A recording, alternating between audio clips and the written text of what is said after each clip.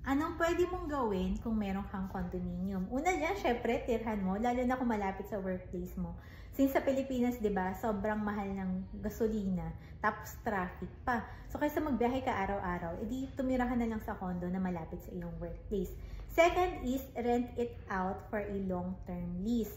Ang maganda pa sa rental business, legal sa Pilipinas na mag-increase yung mga landlord yearly. So, yung condo, binili mo ng gandang presyo ngayon, pero yearly, kaya mong taasan yung property rentals, di ba?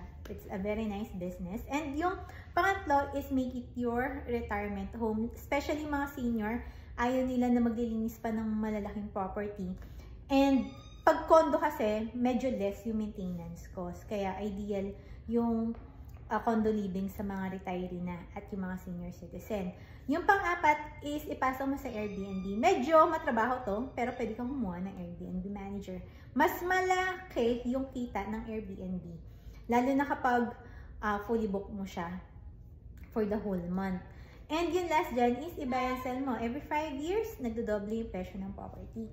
So, if you have questions about condo investment, message mo lang ako.